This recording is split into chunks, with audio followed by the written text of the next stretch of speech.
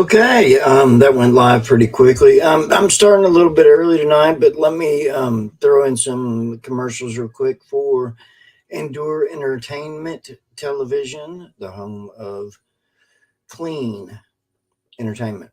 And I'll be back with you in just a couple of minutes. Hello, hello, hello. This is your girl, preacher, teacher, motivational speaker, Lady Falana. I'm also the CEO and founder of Endure Entertainment LLC.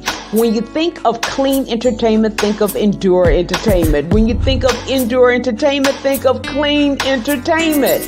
Introducing the Endure Entertainment Television Network, featured on CBS, Fox, and NBC, nominated by the Gospel Choice Music Awards for Independent Broadcast Network of the Year. Introducing the Endure Entertainment Television Network family, Remain Rodriguez, Michelle Jackson, Evangelist Corey Thomas, yours truly, Ella Michelle Hinton, Virginia Mayo, and Jeanette Wilson, and Goodlow Napier III. We are on all the major podcast directories: Spreaker, Podcast Chaser, Diesel, Google Podcasts, iHeartRadio, Podcast Addict, Zafon, Spotify, and more. The Endure Entertainment Television Network is seen and heard in 26 countries outside of the U.S. Television isn't all that we do. Endure Entertainment also gives virtual concerts.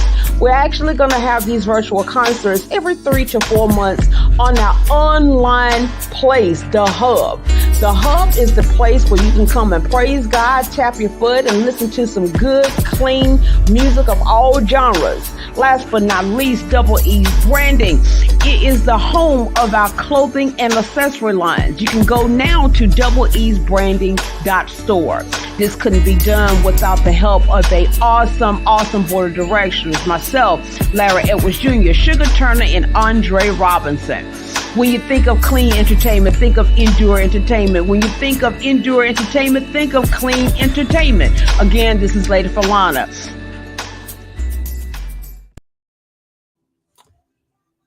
Back to me.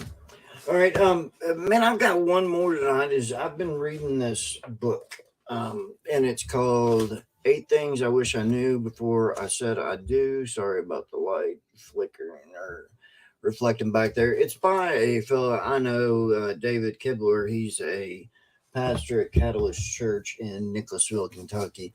And the book, as I said earlier, I went into it thinking it might be like a marriage counseling book, something like that. But it's actually a book on how to live, which is it's really cool. I'm impressed. I don't usually. For a fact, I won't say I like something if I don't like something, but it's good. It makes you think, and that's what's always important with me. Is I like thinking a little bit. Let me get into it here tonight because I'm going to go kind of quick. I've got another show after this on Facebook Live and. I may go YouTube and Instagram, but it's my uncensored show, and I wanted to talk about a few things, which would be the sober truth and can you read it? The sober truth about AA and the rehab industry. It's backwards. I saw that. But with that said, a lot of people, I just came to the realization. We have the AAs, we have the group meetings, we have the rehabs, and so on and so on. And a lot of people aren't familiar with. There is another alternative if you're, if that's the path you want to take, and it's called Celebrate Recovery, which is loosely based on the AA 12-step model. But since we're here at the home of clean entertainment, I wanted to pass this on because it really, when I started out, it helped me a lot. Just basically identifying you've got, the 12 steps that start with, admit you are powerless over alcohol, which is, I don't believe that's what you're powerless over. What you would be powerless over, at least I was powerless over, is my own mind and my stinking thinking and my heartache and loss of God. So when we go into this, we're going to start, and this is you can get this Bible the same as this book again. 8 Things I Wish I Knew Before I Said I Do by David Kibler. You can get that on Amazon, and this is the NIV Celebrate Recovery. It's a study Bible, but I mean it's thick and deep, but it's good. I mean, it teaches you some things. Like I said, I first did this on September 15th, 2020, which was my birthday. So hey, it's been almost 3 years. Goodness gracious! All right, so we're going to start. This is principle 1, and this it starts. It says, "Realize I'm not God. I admit that I'm powerless to control my tendency to do the wrong thing, and that my life is unmanageable." That rang so very true for somebody like me. Is um, uh, I couldn't manage my feelings, so in turn I drank them away. And well, I thought I was drinking them away, and now the in training to be a psychologist, there's so much more to it. Like I really truly grip and get why that alcohol is such a depressant, because I'd sit there, I'm having horrible thinking. I'm flashing back to the past. I'm in this pity party. I'm blaming everybody else for everything, and nothing was my fault, and it's just poor me, poor me, poor me, another. And so I would drink it off, and I mentioned on here before. Literally, I've never, that I know of in the last 20 some years, drank to get a buzz or anything like that.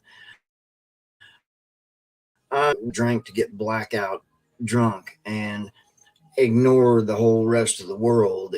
Everything else that was going on, I was hidden in my own little drunken idiocracy, and it's a shame, but it's redeemable through God, and the salvation I got it's truly, it's the greatest gift I've had in my life, and I'm going on quite a while of not drinking. For somebody, I drank 26 years straight, and I like to drill this in that I really can't piece together. I was telling my sister this other day.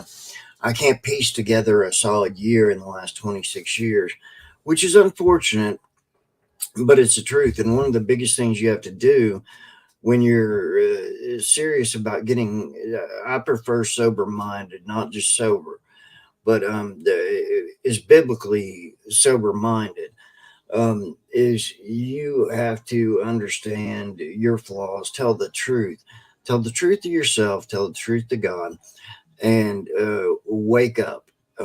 Because if you don't, you've wasted so much time. And at first it was quite depressing for me to realize how much time I had lost and wasted over these 26 years. But then, you know, as I went on and I started school again, and realized that I can give back and make something meaningful out of the salvation I have, and that is with assisting others. I really don't like it when people say, we help, or a lot of rehabs will say we save lives.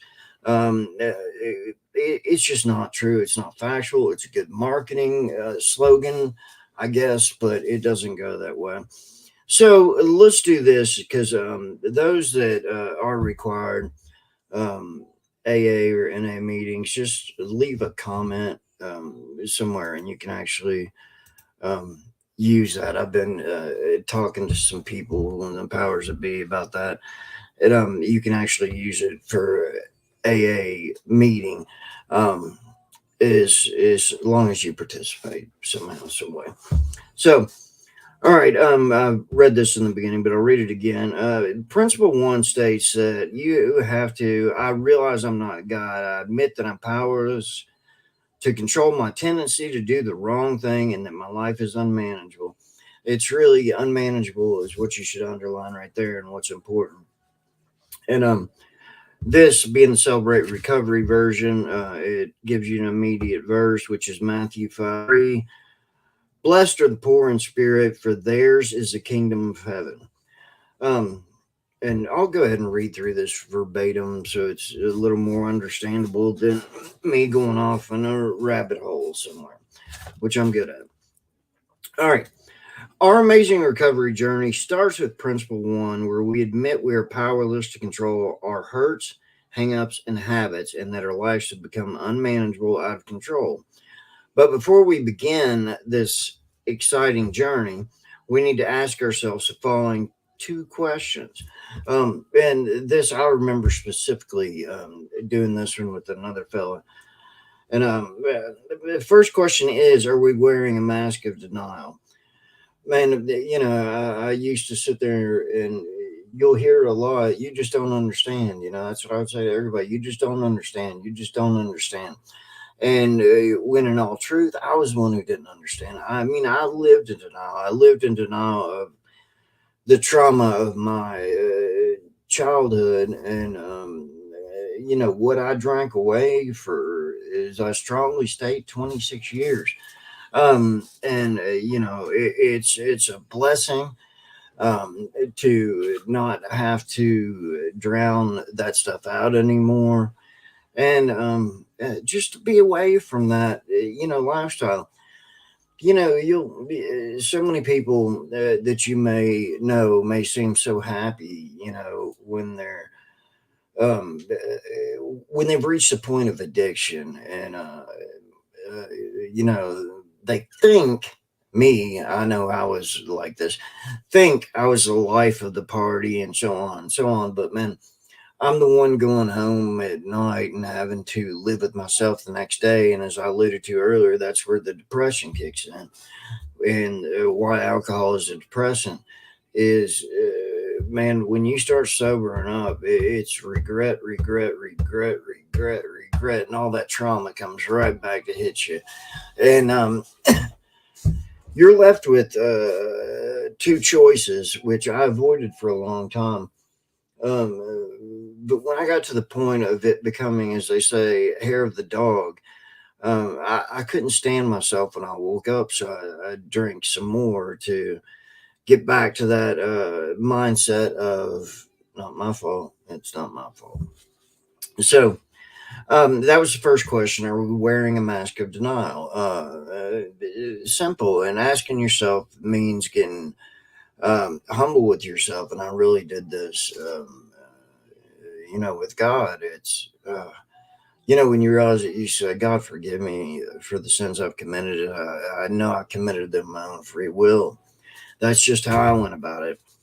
And your second question is, this one's a head knocker. It says, over what do we really have control? I lost control of finances, common sense. I mean, the only saving grace about me and my drinking is I never drove intoxicated. But I think more or less, I can remember going to the stores when COVID first, broke out. And I was actually excited that we had to wear a mask everywhere, because I thought that covered my breath when I was checking out at a CVS or liquor barn or another store or something like that. So, all right. So, to go by the book again, let's look at the first question. Are we wearing a mask of denial? Before we can make any progress in our recovery, we need to face our denial. As soon as we remove our mask, our recovery begins, or begins again. It doesn't matter whether we're new in recovery or we've been in the process and working the principles and steps for years. Denial can rear its ugly head and return at any time. We may trade addictions or get into a new relationship that's unhealthy for us in a different way than a previous one.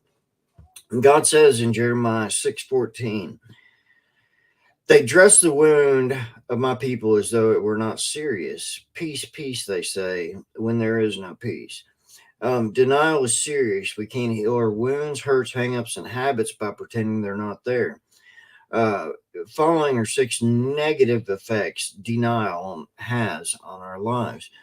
It's interesting in Jeremiah there because I strongly state this, and it's a point you can tune in later on my Facebook Live.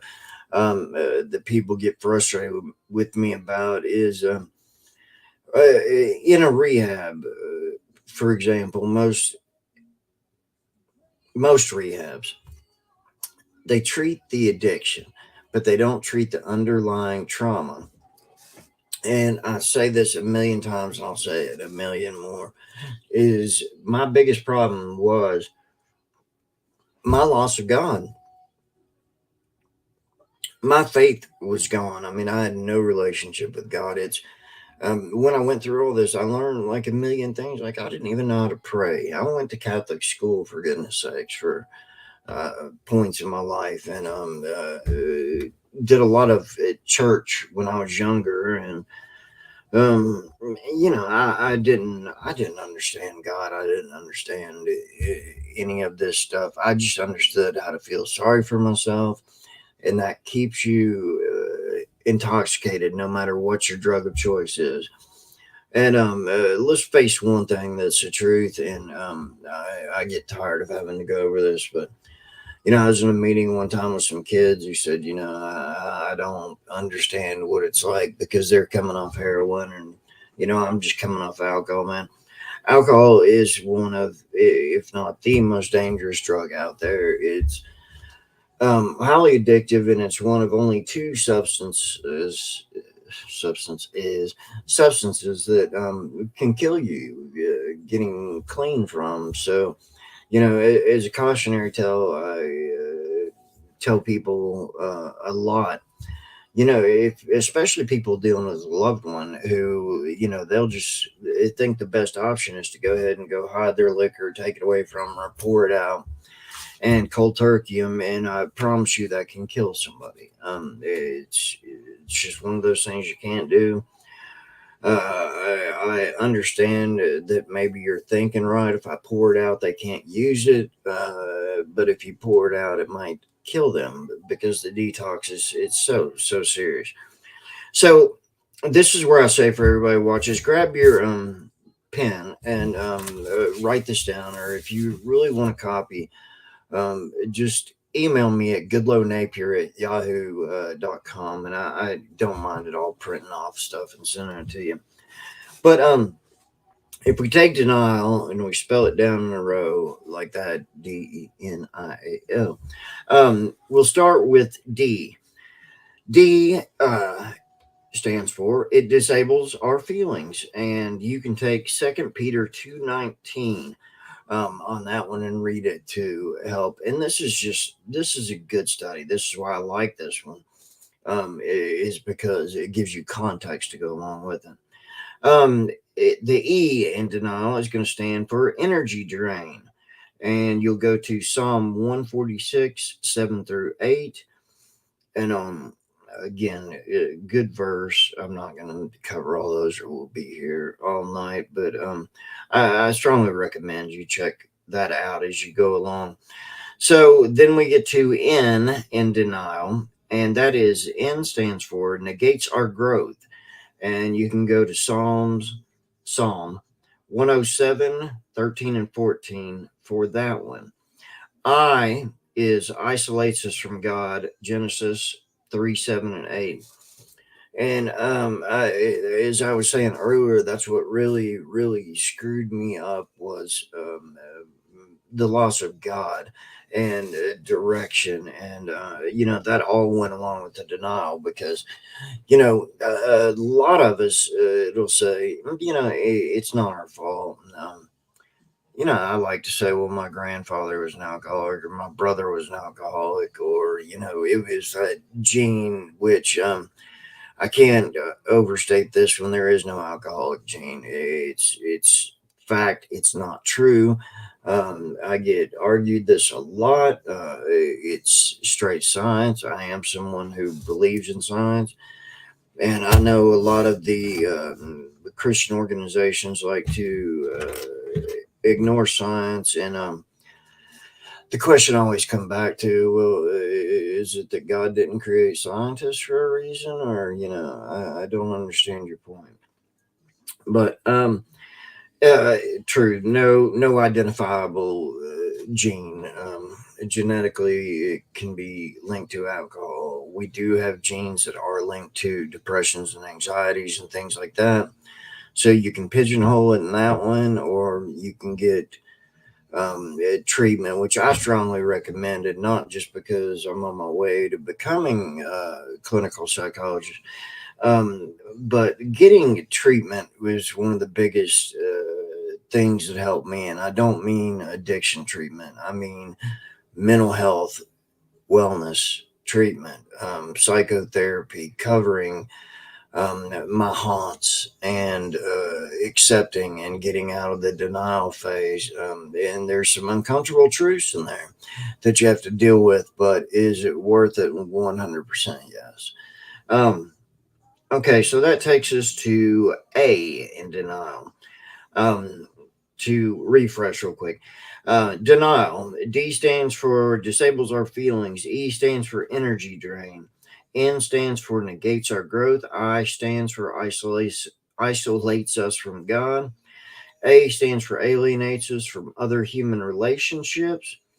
And that is going to be Ephesians 4:25. And it does alienate us eventually. When you're bar hopping, not so much, but when you get into the true denial stage of it, and it's like with me, man.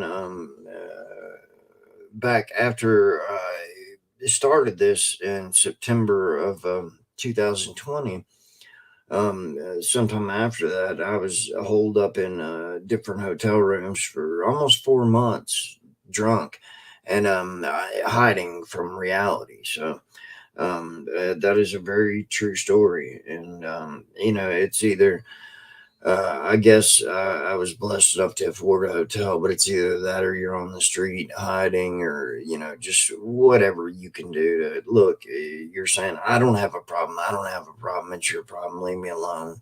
Not my fault. So that gets us to the L in denial, which lengthens our pain. Jeremiah 30:17. And that is the absolute truth. That 4 months I just mentioned, I can look back a million times and still not understand why I did that 4 months. It factually and actually killed me. I coded twice in a hospital over a period of 3 months from that. And, the more I kept drinking, the time got shorter, but it lengthened the damage done. And as hard as that is to truly explain, I mean, that's just what happened, and that's the way it went. All right, so that's taken us through denial. Okay. And by the book again here, let's go through. As soon as we start working on this principle and admit that we're powerless, we begin to change. And I don't want anybody to say, I admit I'm powerless over alcohol. I admit I'm powerless over heroin. Admit you're powerless over yourself. You can't control yourself. Again, I take the alcohol and the other drugs out of there because that's where it leads to denial. And like I said, I'll get into that on my other show later that's uncensored. And we see their old ways of trying to control our hurts, hangups, and habits didn't work. Our attempts were buried by our denial, and our problems were held close by our false sense of power. This leads us to the second question we need to answer. Over what do we really have control? In principle one, we recognize our need to admit our powerlessness. Our lust for the power control is rooted in our weaknesses, not in our strengths. We need to realize our human weaknesses and turn our lives over to God. Jesus knew this would be difficult. How difficult? He said this about a related issue, but it applies here as well. Quote, with man, this is impossible, but with God, all things are possible. Matthew 19:26. That's everything I said. No need to rehash it, but I mean, it's our weaknesses. And to go further into it, it's really that pride. It's hurting your pride to uh, admit you've got all this stuff wrong with you. Being prideful it's a sin. And I know for me, I was too proud to admit what all was wrong with me. But there was a lot going on there. So that takes us to powerless. Okay, and we're going to do the same thing as denial. Spell powerless straight down in a row, and then we'll go to the side. So the P in powerless stands for pride, as I was just talking about. That's Proverbs 29:23 is a good verse for that one. O is only ifs. And let's go to Luke 12:2 and 3 for that one. Only if my grandfather was an alcoholic, only if this and that. And by the way, I'm only using alcoholic for context. That's not something we use anymore and need to use. So let's go straight to W. That's worrying. Matthew 6:34. I know I was in a constant state of worry, and that's part of what you're misusing substances for, is to, you're trying to hide or get rid of that worry. It's a wicked cycle, man. So going on after the W, we go to E in powerless, which is escape. Ephesians 5:13 and 14. It is an escape, but it's a false sense of escape. You're not really escaping anything. You're delaying the inevitable, and that's really how it goes. Let's go on to R in powerless. That is resentment. That's Ephesians 4:26 through 27. Resentment. I had a lot of resentment. I know one that I really struggled with is I had a tumultuous relationship with my dad, and when he died in um, 2003, I resented him dying before we could make peace. I mean, I was really mad that he died before everything could be cleared up. He apologized to me the weekend, just a couple of days before he died.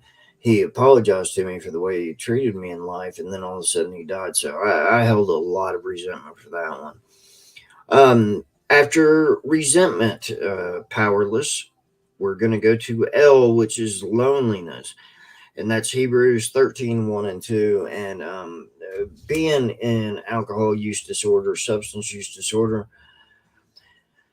you're alone in a room full of people. You really are, and it's just part of that wicked cycle, or as I like to call it, that perfect cocktail mix of pain and sorrow. And you're definitely, loneliness is huge. Emptiness is next in the powerless model here. John 10:10 right there. I think basically everybody knows that one. But you're empty inside. You're a shell of what you used to be or what you could be, and I'm a prime example of what you can be, because nobody a couple of years ago, several years ago, would have believed that I would have been sitting here sober minded today and working towards my way of giving back, and that is through the psychology work that I immerse myself in. I mean, it's weeks go by and I have no sense of time anymore because my head's buried in a book because I want to learn everything I can to assist others in their journey. Um, and, one of the most ignorant things we do in life is go on our own biased instincts. And we all think that we don't hold bias, which is in learning that, I'm like, oh, okay. You hold a lot of bias, and that could be cultural. I mean, it could be just nurture and the way you were raised, the neighborhood you were raised in. You're loyal to a certain basketball team. I live in Kentucky, for goodness sakes. If you don't say you're a UK Wildcat basketball fan, you're an outcast. Which is, again, a bias. But all right, so then we go to the two S's at the end, and this is important because it's selfish. Selfishness is what it is. Luke 17:33. Because you think, everybody's being so mean to me, and you don't realize how selfish and self-absorbed you are. Is if you're a case like me, if somebody's not feeling sorry for you, they're your enemy. And that's just the way it goes. And this is a double-edged sword because in so many 12 steps and rehabs you'll hear, or even if you watch that show, Intervention, you got to cut them off. You got to, cut them off, quit enabling them. It's a very razor thin line to walk in what to do and what not to do. What I say strongly is you can separate by not separating at all. Counseling is so very important, and I don't mean group counseling for everything. That's a dynamic with AA that I think is a huge failure. Um, you need individual counseling. And there's a lot of outlets to get it because a lot of people say they can't afford it and so on and so on. But there's a lot of that you can get online or get help. You can get help. It's the same thing as everybody says. I'm so lucky to go to college. Um, Anybody can go to college. It's the drive and the determination. And with this sober mindedness, you have to have the drive and determination. And I know that mine comes from God. And what happened between myself and God a couple of years back, where He picked me up off that floor and said, literally dusted me off. I mean, I'm terminal. I was listed as terminal. And sitting at home, and He dusted me off, and I've grown nothing but stronger since then. Which is that's a true blessing of God, and that's all credit to God. I was not a strong fighter. I didn't even try to get better. And I mean I didn't drink or things like that, but I wasn't like actively fighting like people will say, you're so strong. No, that's God's strength, and that is it's a game changer. When you get rid of all these burdens and you find yourself again, and you find yourself in a path with God,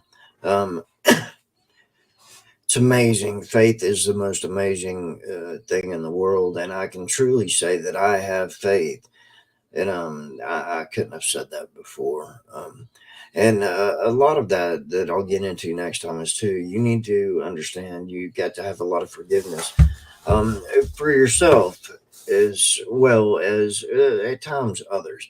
I don't agree with the AA model that you need to apologize to everybody that's ever walked in your life.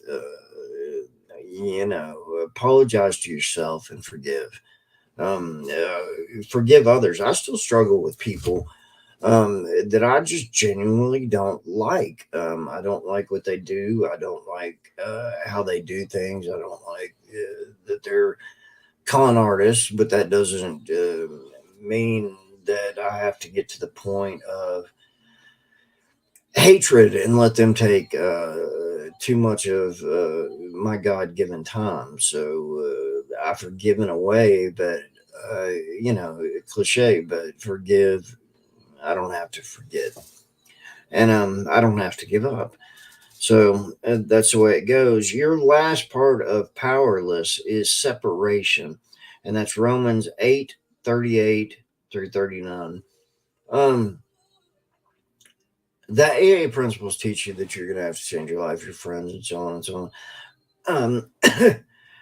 I've not had to do that. So with separation, and let's go in my way, which I am trained in this part, is setting boundaries are important. I'll tell you right now, if somebody wants to constantly remind you of the past, or just talk about what you did when you were drunk. And some of it you need to hear, so you need to pick and choose your battles, but a constant reminder. And if it's to a point of being held over you, and it's affecting your mental state, that's where you set boundaries. And it's not, you can't deny it. I mean, if somebody's telling the truth and saying, "Look, you used to be such a jerk, and you stayed drunk, and so on and so on," that's fine. Have a discussion about it, and then leave that discussion and set the boundary that, okay, we've had that discussion,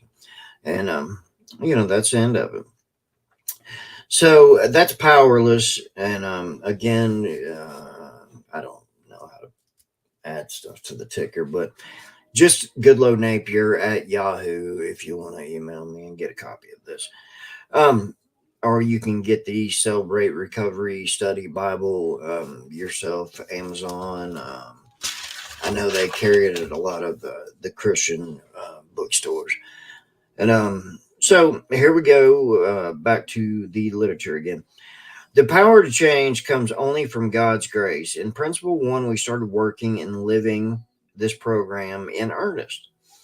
When we admit we're powerless, we go to recognize that we need a power greater than ourselves to restore us. That power is the one and the only true higher power, which is Jesus Christ.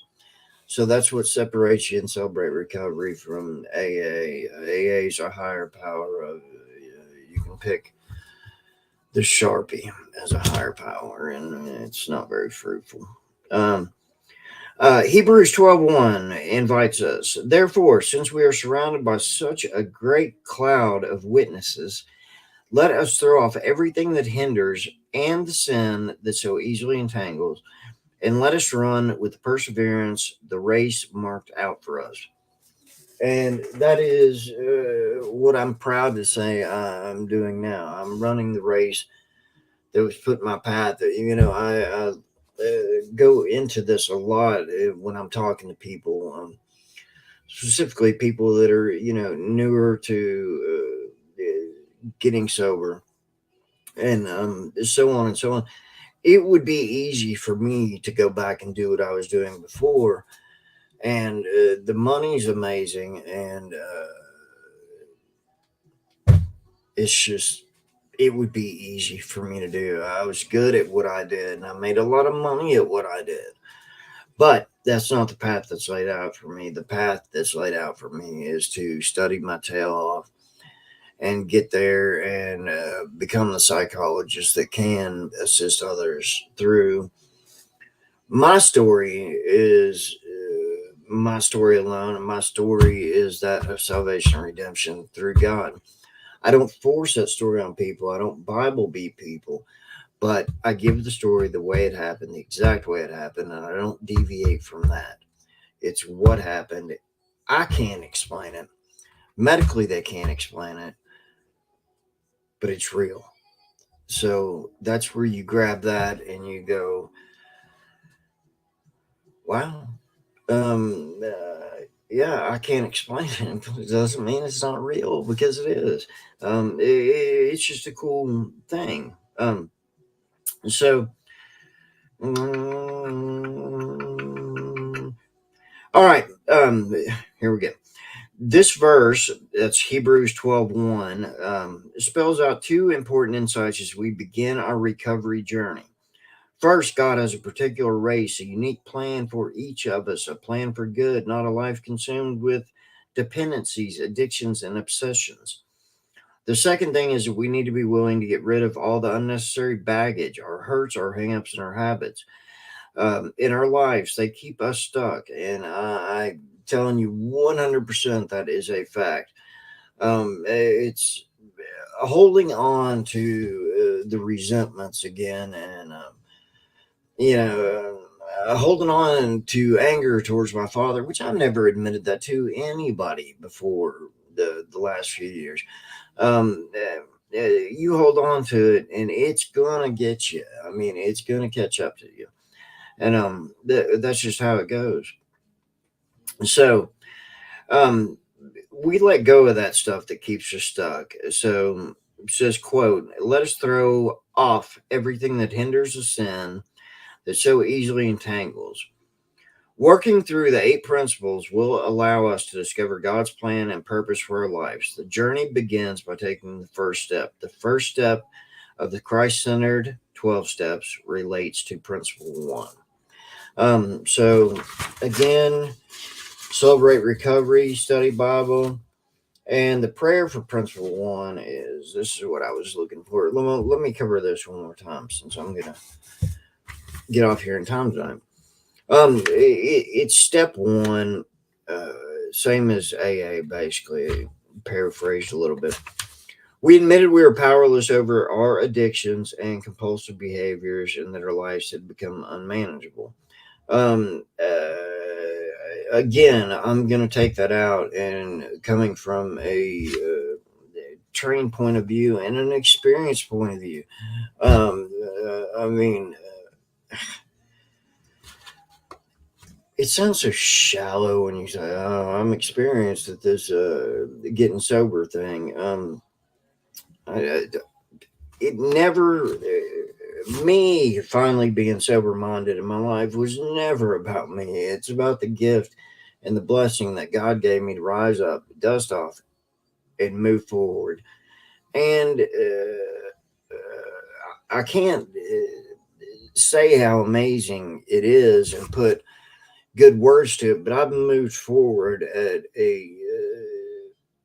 I guess, the speed God set out for me, and it works. I mean, I'm a straight A student. I'm on the dean's list. I'm in some National Honor Society, but none of that matters as compared to giving thanks and grace to what truly happened, what brought me here, and that would be God. So it's to me, it's as simple as that, but it's also as complicated as that. Read into that any way you want to. All right, so here's a good verse for that. Romans 7:18. I know that good itself does not dwell in me. That is in my sinful nature, for I have the desire to do what is good, but I cannot carry it out. That's the truth when you're in any sort of substance use disorder. It's a truth. Um, I know for me, I so badly wanted to conquer the world, but I was incapable of doing that because you're walking a path that, let's face it, is a path that the devil lays out. It's full of trickery, discord, decadence. I mean, it's just, it's insanity because you're never going to. I know with my type of drinking, wake up, rinse, repeat. The definition of insanity that we all get tired of hearing is, doing the same thing over and over again, expecting different results. All right, so the principle one prayer is, as is here. Sorry, I hair is getting on my nerves. Principle one prayer. Dear God, your word tells me that I can't heal my hurts, hangups, and habits just by saying they're not there. Help me. Parts of my life or all my life are out of control. I know that I can't fix it myself. It seems the harder I try to do the right thing, the more I struggle. Lord, I want to step out of my denial into the truth. I pray for you to show me the way. In your son's name, amen.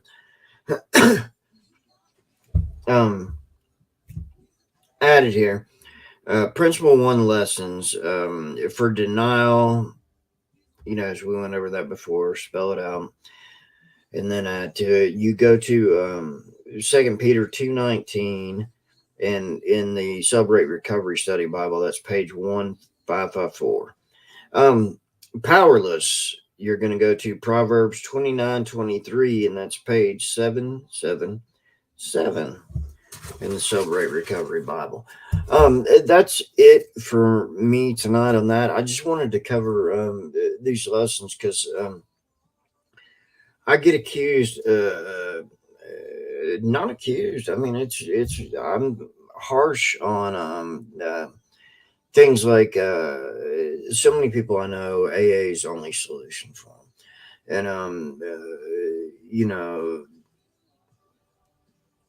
they live by it. I don't agree. I think AA can be viable, but I don't think it's the only way. I don't think scientifically it's not.